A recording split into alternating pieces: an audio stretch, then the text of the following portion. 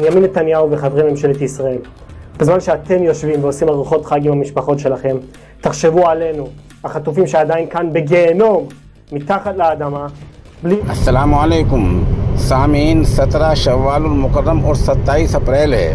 ख़बर का उन्वान है गज़ा हमास में अब क्या हो रहा है, इसराइल क्या कर रहा है। पिछले 24 घंटों में इसराइल ने जनीन के इलाके में हमला किया है जहां 15 फ़िलिस्तीनी शहीद हो गए हैं। उधर पता चला है कि इसराइल ने कुछ शर्तें भेजी हैं और हमास ने कहा कि शर्तें इसराइल की मौसूल हो गई है, जंगबंदी के लिए हम उन पर गौर कर रहे हैं। बता दें 24 घंटे पहले या 48 घंटे पहले हमास की तरफ से भी कुछ शर्तें पेश की गई थी और हमास चाहता है कि जंगबंदी जामे हो और कम से कम 5 साल के लिए जंगबंदी हो और जो फ़लस्तीनी रियासत है 1967 की बुनियादों पर कायम हो।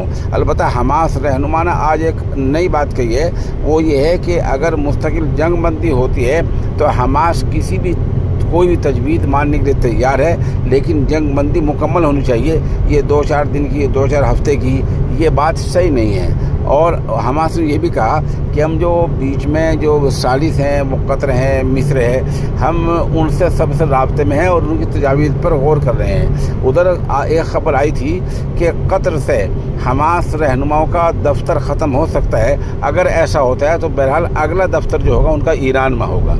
उधर ख़बर ये आ रही है कि हौसी बागियों ने एक बहरी जहाज़ पर हमला किया है। अलबत्ता अमेरिका ने दावा किया है कि हमला तो हुआ है लेकिन नुकसान मामूली हुआ है और इसको जुज़वी नुकसान, अमेरिका ने कहा कि जुज़वी नुकसान हुआ है और मामूली नुकसान हुआ है। उधर ख़बर आ रही है कि इसराइल ने अब हिज़्बुल्लाह के ठिकानों पर बमबारी के लिए मुकम्मल मनसूबबंदी कर ली है।